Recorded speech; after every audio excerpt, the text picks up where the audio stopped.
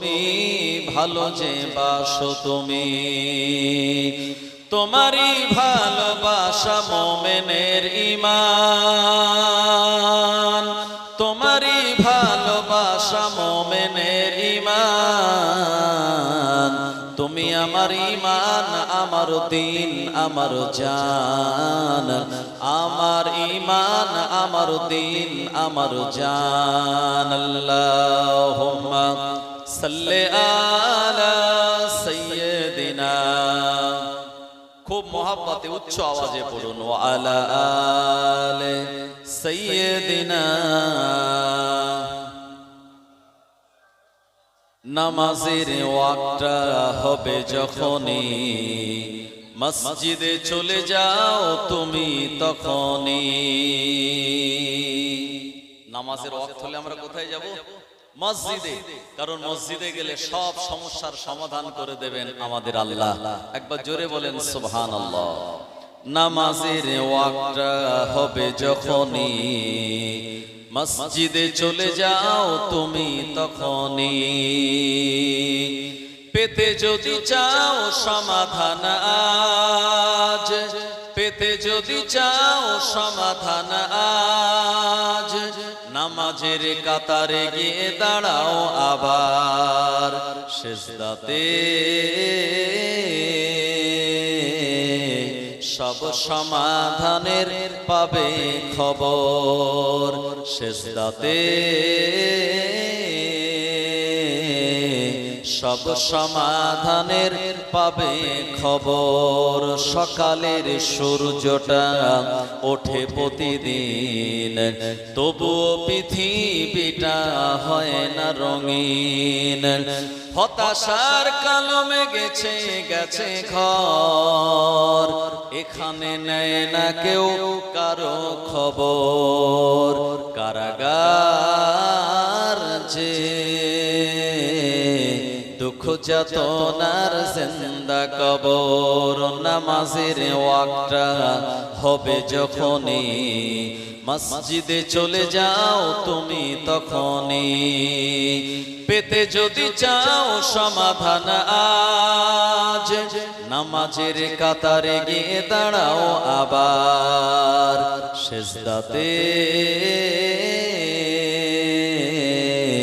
সব সমাধানের পাবে খবর লা ইলাহা ইল্লাল্লাহ লা ইলাহা ইল্লাল্লাহ লা ইলাহা ইল্লাল্লাহ মুহাম্মাদুর রাসূলুল্লাহ নবীজি যখন মদিনায় যায় বাচ্চারা তখন ওয়েলকাম জানায় জোরে বলুন না সুবহানাল্লাহ আমাদের নবীজি যখন মদিনা শরীফে গিয়েছিলেন মদিনার আবাল বৃদ্ধ বনিতারা আমাদের নবীজিকে ওয়েলকাম স্বাগতম জানিয়েছিলেন ফুরফুরা শরীফ থেকে পীরজাদা সানাউল্লাহ সিদ্দিকী আল কুরাইশি ভাইজান যখন আসবেন আপনারা তানাকে ওয়েলকাম স্বাগতম জানানোর জন্য আমরা কি করব নারে তাকবীর আল্লাহু আকবার ভাইজান হুজুর জিন্দাবাদ এগুলি ওয়েলকাম স্বাগতম জানানোর জন্য তো নবীজি যখন মদিনা শরীফে গেলেন মদিনার আবাল বৃদ্ধ বনিতারা একসঙ্গে একযোগে নবীজিকে বলেছিলেন তালা আল বাদরু আলাইনা তালা মানে উদিত হয়েছে বাদরুন মানে হচ্ছে গোলাকার চাঁদ আর আলাইনা মানে আমাদের কাছে পূর্ণিমার গোলাকার চাঁদের আবির্ভাব হয়েছে একবার জোরে বলুন সুবহানাল্লাহ সবাই খুশিতে সেদিন বাগে বাগ হয়ে গিয়েছিল নবীজি যখন মদিনায় যায় বাচ্চারা তখন ওয়েলকাম জানায় তলা আল বাদরু আলাইনা কয় মিন সানিয়াতিল বিদা জানায় নবীজি যখন মদিনায় যায় বাচ্চারা তখন ওয়েলকাম জানায় তলা আল বাদরু আলাইনা কয় মিন সানিয়াতিল বিদা জানায় লা ইলাহা ইল্লাল্লাহ লা ইলাহা ইল্লাল্লাহ লা ইলাহা ইল্লাল্লাহ মুহাম্মাদুর রাসূলুল্লাহ সাল্লাল্লাহু আলাইহি ওয়াসাল্লাম মুআজ্জাজ মুকাররম উলামায়ে কেরাম আমার সম্মুখে বসে থাকা এই জয়পুর দোগাছিয়া গ্রামের পরিচিত অপরিচিত সমস্ত মুরব্বিয়ান চাচাজি গণেরা, সমবয়স্ক আমার জওয়ান যুবক ভাইরা, স্নেহের ছোট ছোট সোনা মানিকেরা, পর্দার অন্তরালে অবস্থিতা পর্দানুসীনা আমার আম্মাজান ও বোনেরা, আজকের এই মাহফিলের যিনি প্রধান অতিথি আওলাদে মুজাদ্দেদুজ্জামান পীরজাদা হযরত মাওলানা সানাউল্লাহ সিদ্দিক আল কুরাইশি ভাইজান এবং আপনাদের গ্রামের সুযোগ্য ইমাম সাহেব আমারই বন্ধুবর ভাইজান এবং আমার পাশে বসেছিলেন এই এলাকার অন্যতম আলেমে দ্বীন জনাব হাফেজ মাওলানা শরীফুল ইসলাম সাহেব এবং মিজানুর রহমান বাবু, সবাইকে আমার পক্ষ থেকে জানাই আন্তরিক মোবারক। মহান আল্লাহ রাব্বুল আলামিনের পাক দরবারে ইলাহিতে আমরা শুকরিয়া জ্ঞাপন করি যে আল্লাহ পাক আমাদেরকে আরবি 1447 হিজরির প্রথমতম মাস মাহে মুহররমুল হারাম চাঁদের একটি সুন্দরতম রজনীতে এশার নামাজের পর কোরআন ও হাদিস থেকে আহলে বায়তের সম্পর্কে কিছু আলাপ আলোচনা শোনার জন্য আল্লাহ পাক আমাদেরকে মনোনীত নির্বাচিত করে এখানে আসার মতো তৌফিক দিয়েছেন যে আল্লাহ, তিনি আমাদের মাবুদ মাওলা।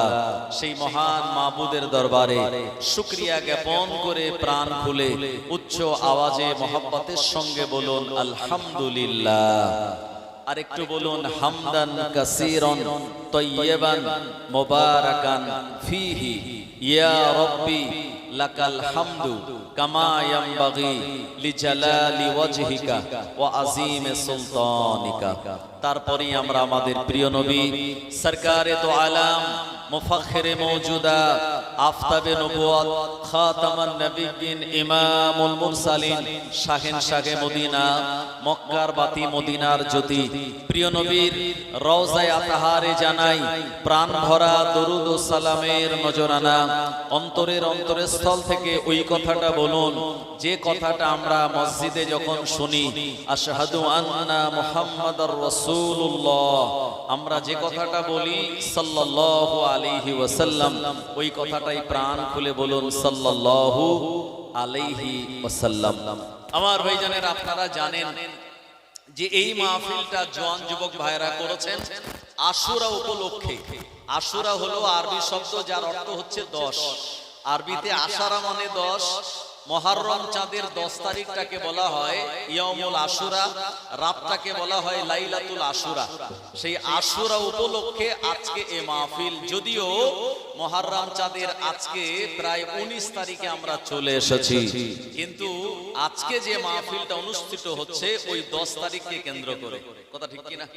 মুহররম এই শব্দটা হারাম শব্দ থেকে এসেছে। হারাম শব্দের অর্থ হচ্ছে নিষিদ্ধ। হা রে আলিফ মিম, হারাম মানে হচ্ছে নিষিদ্ধ। কোনো কিছু যখন মানা করার জন্য হারাম শব্দটা আসে তখন তার অর্থ হয় নিষিদ্ধ। আর যখন এই হারাম শব্দটা কোনো মসজিদের সঙ্গে সংযুক্ত হয় তখন এটির অর্থ হয় সম্মানীয়। যেমন মসজিদুল হারাম কাবা শরীফের আরেকটা নাম। আমার ভাইজানেরা, তো মুহররম শব্দের অর্থ হচ্ছে সম্মানীয়। মহান আল্লাহ রাব্বুল আলামিন কোরআন মাজিদের ভিতরে 4টে মাসকে অত্যন্ত সম্মানীয় বানিয়েছেন। একটি হলো মাহে মুহররম, আরেকটি হলো মাহে রজব, আরেকটি হলো জিলকদ, আরেকটা হচ্ছে যুলহজ্জা। যে চাঁদে হজ করে আল্লাহর হাজী বান্দারা, হাজ্জিন বান্দিরা, আমার ভাইজানেরা, এই 4টে মাস আল্লাহ তাআলার কাছে অত্যন্ত সম্মানীয় মর্যাদাপূর্ণ। সেখান থেকে আমরা জানি যে মুহররম মাসে যে ঘটনাগুলি সংগঠিত হয়েছিল বেশিরভাগ ঘটনাই ছিল সবটাই আনন্দের, সবটাই আমাদের জন্য সুসংবাদের। কিন্তু 61 হিজরিতে 10ই মুহররম কারবালার ময়দানে আওলাদে রাসূল ইমাম হুসাইনের সঙ্গে ইয়াজিদ বাহিনী গদির লোভে, টাকার লোভে, সাম্রাজ্যের লোভে যে হত্যাকাণ্ড ঘটিয়েছিল, এই হত্যাকাণ্ড গোটা উম্মতে মুহাম্মাদি তারা যখনই স্মরণ করে তাদের হৃদয় নরম হয়ে চোখ দিয়ে পানি চলে আসে। আমার ভাইজানেরা, এই মুহররম কেন্দ্র করে বিরাট নানান রকম ভাবে উৎসব পালিত হয়। আমরাও এখানে সেই রকম একটা মাহফিল আমরা সেই রকম একটা স্মরণ সভা আয়োজন করেছি বা এখানে আমরা বসেছি। ভাই গোটা পৃথিবীতে মানুষেরা মুহররম চাঁদে ইমাম হুসাইনকে তারা স্মরণ করে বিভিন্ন ভাবে। আমরা যারা সুন্নি মুসলমান আমরা স্মরণ করি দোয়া করার মাধ্যমে, আমরা তানাদের স্মরণ করি এই মুহররম চাঁদের 10 তারিখে রোজা রাখার মাধ্যমে। নবীজি বলেছেন তোমরা একটা রোজা রাখবে না, কারণ একটা রোজা ইহুদিরা রাখে, তার আগে বা পরে আরেকটা রোজা রেখে দুটি রোজা তোমরা পরিপূর্ণ করবে। তো আমরা এই মুহররম চাঁদে 10 তারিখে আমরা রোজা রেখেছিলাম। আগের দিন কেউ শনিবার রেখেছেন, কেউ রবিবার রেখেছেন, শনি রবি, কেউ রেখেছেন রবি আর সোম। আমার ভাইজানেরা, আহলে সুন্নাত ওয়াল জামাতের আকীদা অনুযায়ী মুহররম পালিত হয় দোয়া ও সবরসানির মাধ্যমে, দান খয়রাত করার মাধ্যমে। এটা সুন্নি মুসলমানেরা করে। আর যারা শিয়া যারা, তাদের নেতার নাম হলো আব্দুল্লাহ বিন সাবা। এই আব্দুল্লাহ বিন সাবার যারা অনুসারী আমার ভাইজানেরা, তারাও মুহররম পালন করে, কিন্তু তারা আমাদের মতো মুহররম পালন করে না। তাদের মুহররম পালন করার ধরনটা আলাদা। আপনি দেখেছেন ইরাকে বলুন, সিরিয়াতে বলুন, ইরানে বলুন, সেখানে মুহররম মাসে ভালো মন্দ খাওয়া দাওয়া টোটালে বন্ধ। 2 নম্বর, তারা কালো টুপি, কালো রুমাল বা কালো ড্রেস পত্র তারা পরে। 3 নম্বর, তারা এই 10ই মুহররম বড় বড় তরবারি লাঠি নিয়ে তারা বার হয়। এরপরে কেউ বা বড় বড় শিকল বা তরবারি তারা তাদের পিঠে মেরে, কেউ বা তারা হায় হাসান হায় হুসাইন বলে বুক চাপড়ে তারা এই মুহররম পালন করে। যারা এই কাজগুলি করে তারা হলো শিয়া। এই শিয়াদের নেতা হলো আব্দুল্লাহ বিন সাবা।